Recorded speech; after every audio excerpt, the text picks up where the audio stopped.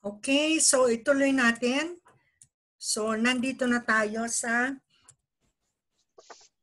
white canes, crutches, walkers, Zimmer frames, wheelchair. Okay.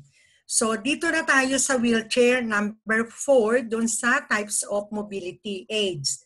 So ang wheelchair, sabi nga natin, pinakita ko sa inyo kanina, ito yon.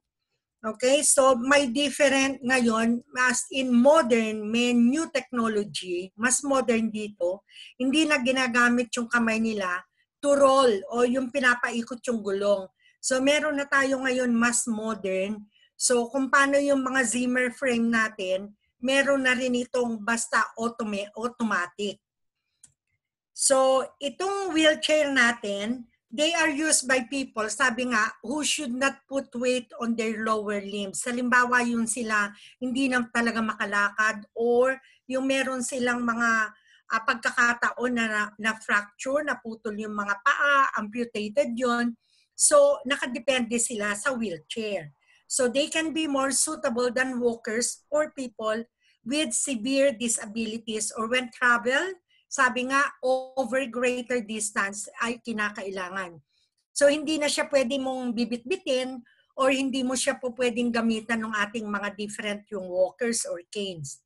So wheelchairs can be manually, as I told you, manual ito ginagamit.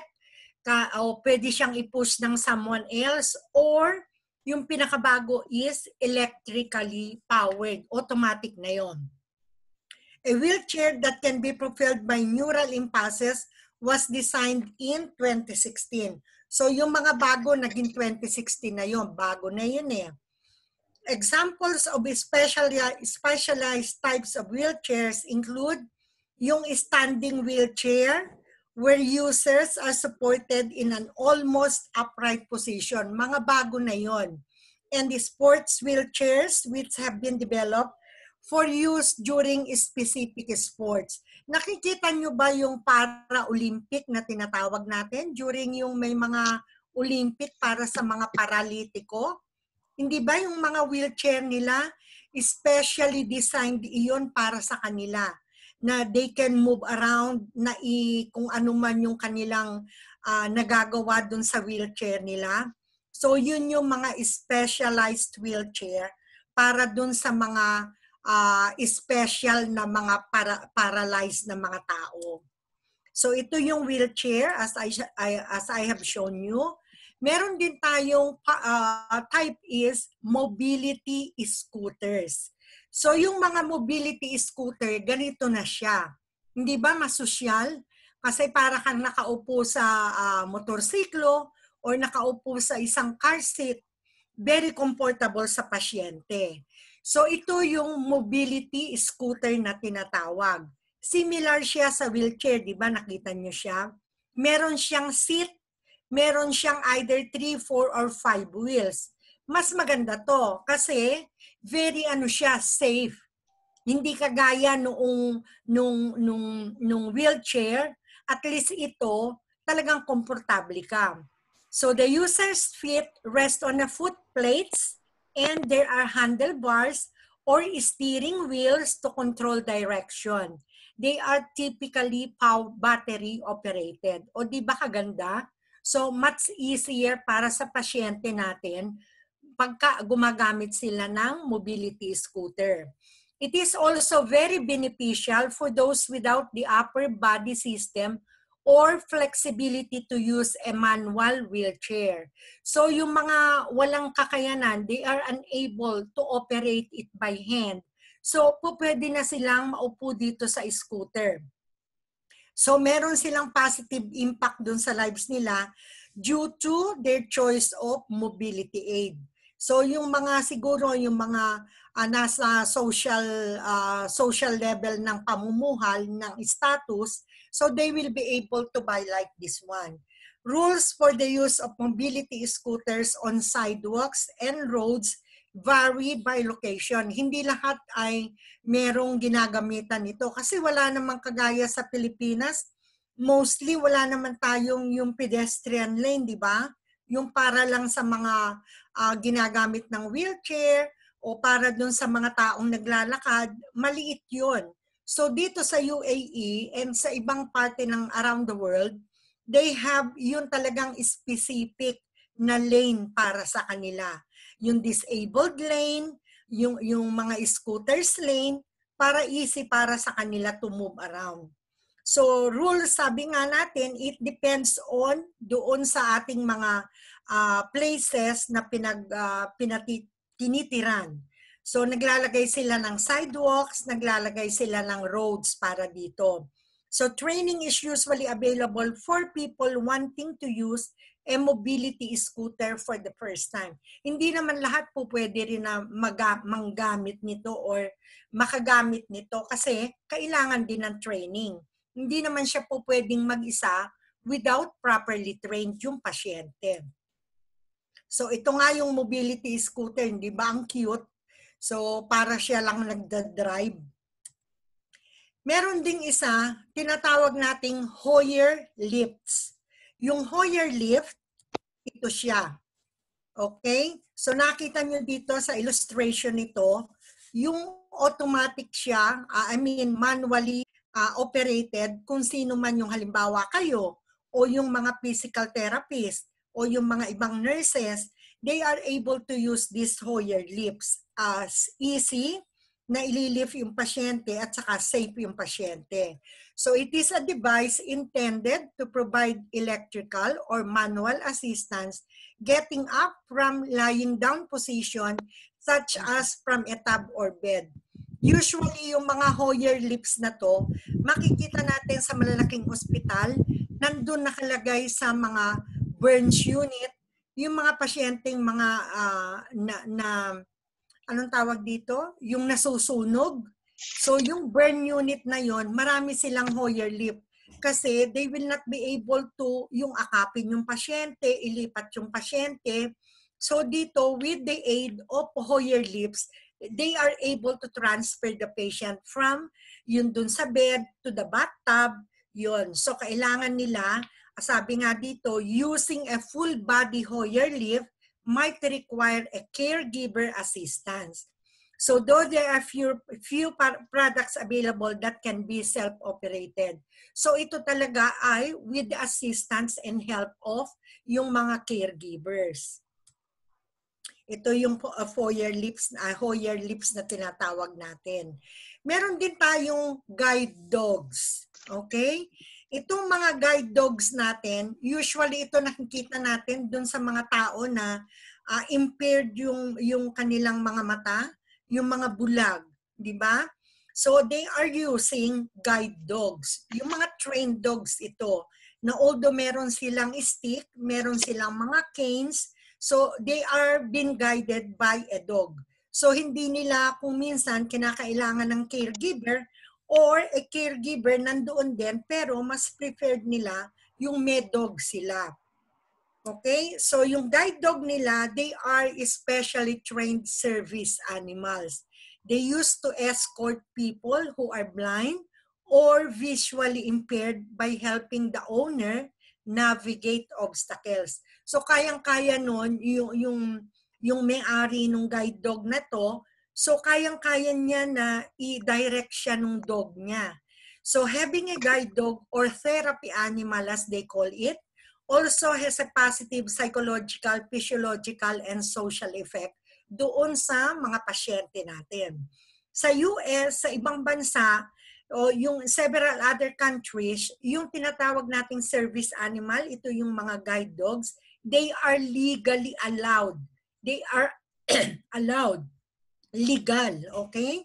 They are allowed legally access to any business or agency where the general public is permitted. Imagine niyo, di ba, napakaayos naman yung mga guide dogs kasi trained sila. So kahit nasaan sila pupunta, yung mga general public areas, they can be going together with yung kanilang mga pasyente. So, talk about safety modifications. Aside from dun sa ating mga types of mobility aids, meron din tayong tinatawag na safety modification. Anong ibig sabihin ng safety modification? Ito yung ginagamit natin upang dun sa halimbawa sa loob ng bahay, pag inuwi na natin yung pasyente or the patients are in the home care or in the hospital. So yung mga modification na to na ginagawa can be made to help navigate within a building, doon sa mismong loob ng building na ginagalawan ng pasyente. Kung uuwi na yung pasyente, isasama kayo sa home care o doon sa private na care ng pasyente, so minomodify yung kabahayan, yung loob ng bahay. So minomodify nila, nag-change sila ng mga surfaces at saka yung heights. Kailangan nila, number 1, gumagawa sila ng ramps. Alam nyo yung ramps? Yung access yun na pataas. Hindi ba mostly dito sa mga building natin, meron tayong ramp na tinatawag, yung slide, yung mababang slide. So they are called access ramps. So they are especially important to some people, including those with wheelchairs and scooters. Kasi nga, they will not be able to walk or mag-climb dun sa hagdan kahit na mga 3 steps or 5 steps, meron silang access ramps. Okay, so ginagamit ito, i-push nyo lang yung iyong mga pasyente nyo through the walkers o dun sa mga wheelchair o dun sa mga scooter nila, so they will be able na easy na mag-transfer ng ibang place. So ito din, people with walkers, canes, crutches may also find the ramps provide easier access than steps. Yung kasi nahihirapan silang lumakad sa step eh. So instead, maglalagay tayo ng ramps. So they are called ramps, easy access ang tawag sa kanya. We have stair lifts. Doon sa stair lifts na tinatawag natin, yung mga lifts natin at present ngayon, so pwedeng pumasok doon hindi ba yung wheelchair? O instead na ikaw gagamit ng mga stairs, so gagamitin natin yung mga lifts, yung mga elevators. So ito gagamitin natin for those patients, especially yung naka-wheelchair. So they will not be able to use the staircase pag panik nila. So meron din tayo as modification na kailangan nila, yung handrails. Usually, special handrails yung ginagamit nila. Nakita nyo ba yung nakapasok na kayo sa mga disability na disabled toilets sa mga public malls? Nakita nyo yon, napasok ninyo yon. Meron silang mga special na hawakan. Meron silang rails doon. Yun, yung mga bakal na yon. So they are used para doon sa mga disabled. Ginagamit nila yon pag yung wheelchair, doon sila hahawak. So yung doon sa many restrooms na yon, entrances, they provide support and stability to people with mobility issue. So yun ay minomodify para especially doon sa mga disabled o matatanda. Widen doorways. Pagka kayo na nasa bahay, yung pasyente inuwi na as home care, so ikaw ngayon ay magbabantay o mag-aalaga na isang may sakit dun sa loob ng bahay. So bago iuwi yung pasyente, inaayos yung bahay nila, minomodify. Kasi maglalagay sila ng little widen doorways. Baka yung wheelchair hindi kumasya. So kailangan iaayos nila according dun sa laki ng wheelchair, yung size, iwa-widen nila yung doors nila para easy sa wheelchair, easy sa walker na makapag-move around kayo na mag-a-assist doon sa mga pasyente. So kailangan din yung mga electrical switches, yung mga outlets sa bahay o dun sa mga hospital, talagang merong place para yung widened, yung malapad. Number 5 is flooring modification. Bakit sinasabing kailangan ng flooring? Kasi kailangan ini-evaluate natin pag halimbawa yung pasyente galing sa ospital, alam naman natin yung mga ospital, maayos yung flooring. Kasi nga, they are really intended for those patients na may mga disability o kailangan ng mobility devices. So ito, pagka nasa bahay na, kailangan dun sa bahay, paglalagyan ng pasyente, yung kama ng pasyente or yung place itself, kailangan, sabi niya rito, if yung old carpet, kasi hindi ba pagka old carpet na yon, crumple na yon. So kailangan maayos yung fit doon sa floor. Firm siya, hindi siya gumagalaw or hindi siya nakabukol-bukol. Kasi mahihirapan yung naka-wheelchair na mag-move around. Yung walker niya, yung wheelchair niya, it's difficult for the patient to move around. Kayo din na mga caregivers, mahihirapan kayo. Kaya inaayos ito sa bahay bago umuwi yung pasyente. Yung shower and bathtub modification. Sabi nga natin, syempre hindi naman easy para ikaw na caregiver, aalagaan mo yung pasyente sa araw-araw, paliliguan mo, dadalhin mo sa bathtub o dun sa shower room. So iyon, minumodify din ito. So yung ginagawa nila, tinatanggal na lang yung iba. Kung wala kang yung hoist na foyer, hindi mo na kailangan pang mapunta dun sa bathtub. Ano ang iyong help? Sino ang mag-help sa iyo kung nag-iisa ka lang? Buti kung tutulungan ka ng mga kamag-anak na magpaligo. So if not, kailangan minomodify yung banyo doon sa loob ng patient care area. Yung walang mga humps, yung walang bathtub, yung pwede mong ipasok yung wheelchair doon, pwede mo nang paliguan yung pasyente mo. So now, ano ba naman ang who can benefit from this mobility aid? Sino ba ang dapat na maka-avail o maka-beneficyo dito sa pinag-uusapan nating mobility aids? So number 1, yung anyone who has a mobility issue. Yung talagang they are not able to walk nang walang assistance, yung pang long term or pang temporarily, they can benefit from mobility aids kasi ito yung gagamitin nila to move around Kayo, nandito kayo to support and to assist them utilizing yung kanilang mobility aids. So the type of mobility aid used will depend on the needs of the individual patient.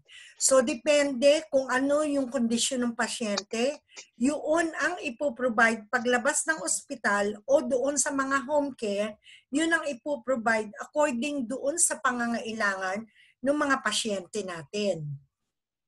So dito, pinag-usapan natin yung patient safety goals. Doon sa lahat ng mga mobility, yung paggamit natin ng mga mobility devices, kailangan at most patient safety ang kailangan. Kasi hindi natin alam, baka doon sa paggamit natin ng wheelchair, bigla tataob yung pasyente. So anong patient safety doon? O kaya yung pasyente nakakane, nahilo siya, nag-fall siya. So saan ang magiging fault nun? Hindi ba tayong mga caregiver?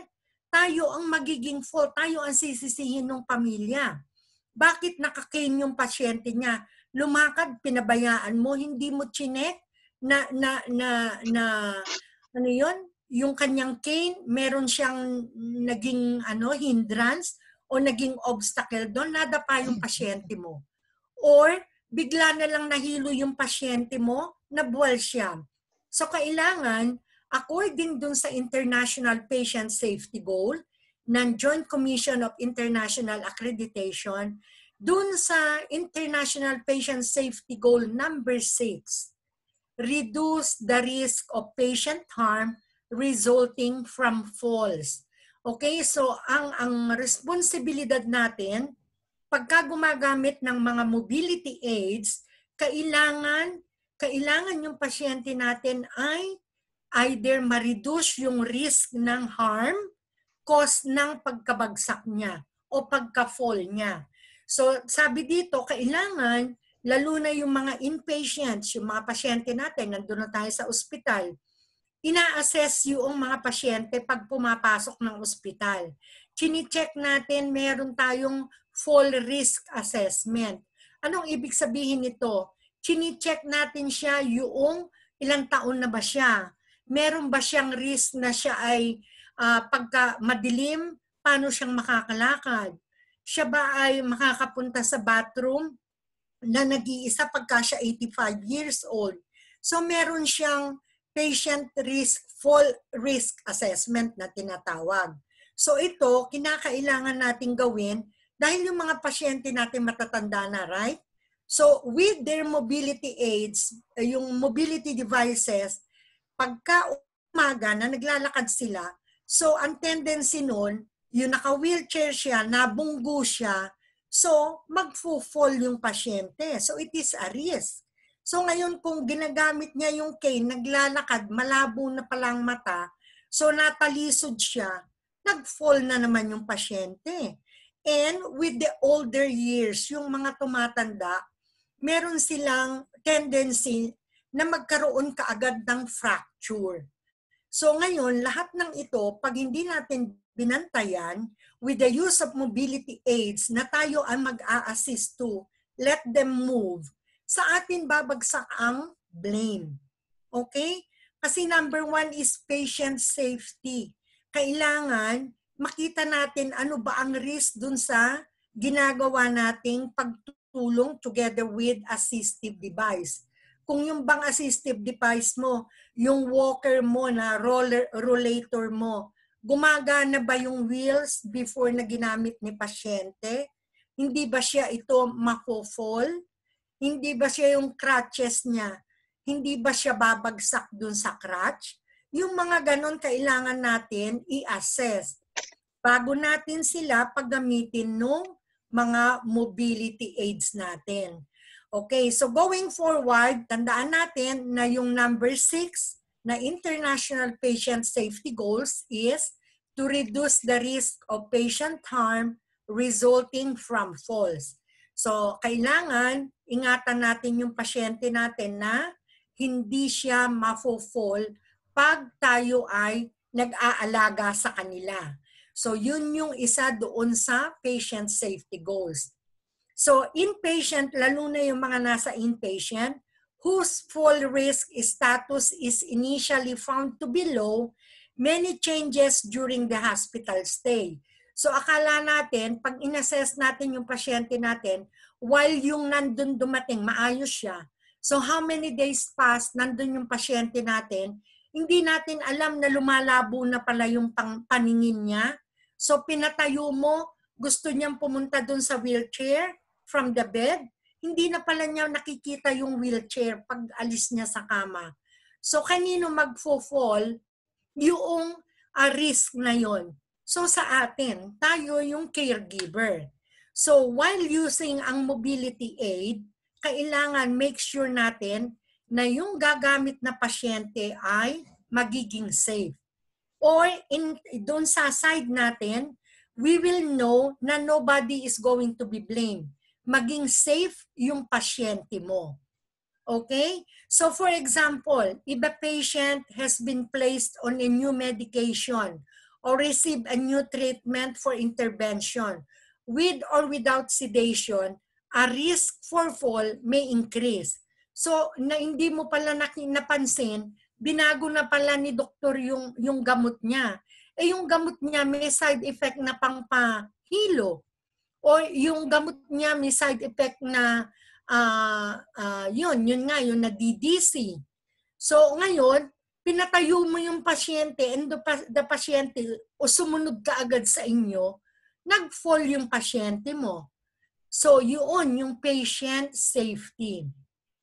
The hospital implements a process to reassess such patients for fall risk. Meron tayong ginagamit, siguro hindi naman kayo ang pagagawin ng nurse kasi it is the responsible ng nurse na gawin yung fall safety risk ng pasyente. So ibibilin lang siguro sa inyo na ito yung fall risk na assess ko na. So yung paningin ng pasyente ay 40-60 or 40-20. So mahina pala yung paningin. So watch out ka. Be careful ka. O kaya naman, yung kanyang pagtayo, nadi-disbalance yung pasyente, nagkakaroon siya ng imbalance.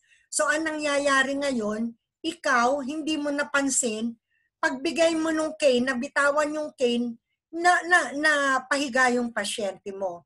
So meron na namang risk ng fall. Okay? So number 6, IPSG is reduce the risk of patient harm resulting from falls. So now, dun regards sa patient safety pa rin. So doon sa patient safety na pinag-uusapan natin, meron kailangan, sabi natin nga, safe use of assistive devices. So paano bang magiging safe yung pasyente mo na gumagamit ng assistive or mobility aid? Anong dapat na purpose natin? Bakit natin kailangan na patient yung safety number 1? So number 1 is to prevent of injury. Dapat may prevention of injury. Yung paggamit niya ng assistive device, number 1 sa atin, kailangan mapreventahan natin na magkakaroon ng injury yung pasyente. Like sabi nga natin, pagka nahulog dun sa wheelchair o nabitawan niya yung kanyang cane. So, ang tendency, magkakaroon ng injury yung pasyente mo, either na magka-fracture siya o na ano yung ulo niya sa simento. So, yun ay kailangang preventahan natin kapag naiisip natin yung mobility device na gagamitin niya, safe siya doon. Number 2, kailangan isipin natin why the patient will be safe, mag-reduce siya or away siya sa fall prevention. Dapat magkaroon tayo parati iniisip na magkaroon ng safe yung pasyente without falling. So kailangan natin silang i-assess. So yung fall accidents, repair and maintenance issues, dun sa ospital o dun sa paglalagyan ng pasyente natin, may adverse effects ito lalo na pagka yung pasyente natin ay gumagamit ng mga wheelchair. Kasi nagbibigay tayo ng assistive device like wheelchair, hindi natin ine-expect na yung pasyente pala mahuhulog doon sa wheelchair. So yung use of wheelchair, kailangan we must be careful. Let's see to it that yung patient natin ay magiging mapipreventahan natin sa kanyang paghulog. So yung wheelchair, when using the wheelchair, isipin natin na malilimit natin yung kanyang mga falls, yung incidents na ma-fall siya or resulting na magka-injury or magkabukol or magkaroon siya ng fracture, and all these factors have potential to affect wheelchair use. So number 1, as nakita natin ngayon dito, dun sa mobility aid, while using yung ating wheelchair, meron palang malaking impact dun sa pasyente pag nagfo-fall. Kaya nga, isipin natin or make sure tayo pag yung pasyente ilalagay mo sa wheelchair, number 1, yung guideline doon, i-lock mo muna yung wheelchair. Baka ilalagay mo yung pasyente, hindi mo na-lock yung wheelchair. Ang tendency maiuupo mo yung pasyente, dalawa kayo babagsak, nakaalis na pala yung wheelchair nyo. Natakbo na, nag-move. So, hindi ba sa inyo magiging fault yun? So, kagaya dito, sabi niya, number 1, yung wheelchair na injury. Okay? So, wheelchair use can be limited by falls and accidents resulting in injury or by repairs and maintenance issue. Tignan din natin number 2, hindi lang yung pag inilagay mo yung pasyente as guideline ng wheelchair, ay dapat nakalock. Okay? Secondly, isipin natin yung bang wheelchair, may gulong yun eh. Isipin natin yung wheelchair ba ay hindi ay okay yung gulong niya. So otherwise, magiging imbalance yung wheelchair. Pag inilagay mo yung pasyente, gigewang yun, magpo-fall dun sa side ng ano. So it is your fault again, bakit hindi mo chinek yung wheelchair bago mo ni-use? So number 1 is, ilock mo yung wheelchair. Secondly, i-check mo if yung wheelchair mo is functional well. Nagpa-function ba yon? Okay, so kasi kailangan i-check mo kung operational yun. Or otherwise, mayroong risk yung pasyente mo na ma-injure. Fall risk ang pinag-uusapan natin. Fracture risk ang pinag-uusapan natin. So kailangan tandaan natin na para hindi magkaroon ng fall yung pasyente by the use of mobility aid nating wheelchair, kailangan i-check natin yung wheelchair natin. Okay? Those are the guidelines. Kailangan pag inupo mo yung pasyente, comfortable yung pasyenteng mauupo. So as we talk about the fall as patient safety, ito yung number 1 na risk ng mga mobility aid, fall. Either nga sabi ko sa inyo, either na siya gamitin nyo yung cane, yung crutches, yung inyong wheelchair, yung rollators nyo, ay lahat ng ito meron tendency or may risk na mag-fall yung pasyente nyo. So, ano bang ibig sabihin natin ng fall? A fall is unplanned descent to the floor with or without injury to the patient. Yung fall, hindi natin inaasahan. Aksidente nga eh.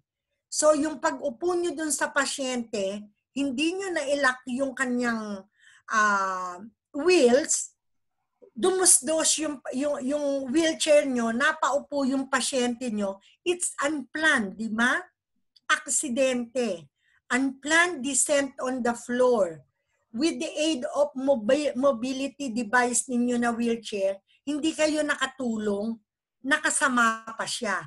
Nagkaroon ng fracture yung pasyente or na-injure yung pasyente mo. So, ang nursing diagnostic for risk fall is increased susceptibility to falling that may cause physical harm. So bottom line, may physical harm yung pasyente. Either na pasyente nyo ay na-fracture, either na pasyente nyo ay nagka-skull fracture, so lahat yon ay physical harm. So sino ang may cause? It's not the patient themselves. Tayong mga caregiver, it's our fault. Tayo ang i-blame. Okay, so we must be careful while using our mobility aid. Hindi yung nakaupo na sa wheelchair, kampante na ako, nakaupo na siya. So hindi yun. So habang nandun sila sa wheelchair, sa scooter, dun sa may kasama ng dog, everything, it will fall on our safety. Yung safety ng pasyente, nakadepende sa safety na ibinigay ng caregivers. So yung fall, may factor siya. It could be yung age, yung gender niya, yung health ng condition ng individual can affect the type and severity of injury from fall. Pagka matandang-matanda na, ang tendency nun, brittle na yung mga buto. Mas madali silang magkakos ng mga fracture. The same way, pagka yung mga bata, at the age yung mga bata, mas maano sila malilikot sila, di ba? So, mas may tendency silang mag-fall down. Lalo na pagka sila may mga fracture. Hindi yan mag-i-stay dun sa wheelchair na ililibot-libot mo. So, ang tendency niya, feeling niya, na normal siya, nakalimutan niya na meron palang cast o may semento yung paa, lumundag dun sa wheelchair yung bata. It's your fault, hindi siya. So lahat babagsak sa atin. So yung age, gender, health of individual can affect yung type and severity of injury caused by yung ating mobility aids. Older people have the highest risk of death or serious injury arising from a fall, and the risk increases with age. So nasabi ko nga, the more na tumatanda, mas higher ang risk noong either na mamatay sila dyan sa pagka-fall or magkaroon sila ng very serious injury. Ganon din yung mga childhood, yung mga bata, yung mga children, pagka sila nag-fall, resulting nito, kasi nga malilikot sila at the age of 3, yung developmental nating growth and development. Hindi ba pagka toddler, napakalikot? So they are just moving around. So hindi mo sila mapapa-stay sa isang wheelchair or bigyan mo sila, ilagay mo sila sa scooter, they will not stay there for longer time. So ang mangyayari, they feel like okay sila, nakalimutan nila na meron silang mga cast o meron silang semento sa paa, lumundag dun sa wheelchair mo. So, it is the fault na naman ng caregiver. So, prevention strategies. Ano ba ang dapat nating prevention strategies? Kailangan, sabi nila, emphasize yung education. Education for whom? Sa ating caregiver and education dun sa bata o dun sa matandang pasyente or yung mga relatives nyo, if the patient is already at home at nandun kayo kasama ng pasyente sa home care. Hindi ba? So it is yung strategy nyo ay mabigyan nyo ng education yung pasyente ninyo na kailangan ganito, pag upo mo dito sa wheelchair o paggamit mo nung iyong scooter o paggamit mo nung cane, nung crutches, kailangan ganito, ganito. May proper education kayo doon sa pasyente nyo. Yung training, binibigyan nyo sila ng training. How about yung sitting in the wheelchair? Alam ba nila kaagad na i-operate yung wheelchair mo?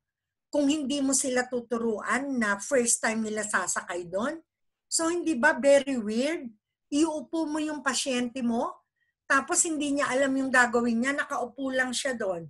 So it is us to give them proper instruction or training kung paano nila gagawin yung isang mobility aid. Creating safer environment. So isang prevention strategy para hindi sila mag-fall is yun nga, yung mga rugs, tanggalin natin yung mga ginawa nating mga modification, yung dun sa bahay o dun sa hospital setting, sa banyo, pagpunta nila na naka-wheelchair. So hindi ba wala na yung bathtub so they can easily go inside yung bathroom na para maligo. So the same way, wala na sila yung mga baku-baku na rugs. Yung may ramp sila na even ikaw, safely ka, napadaanin yung wheelchair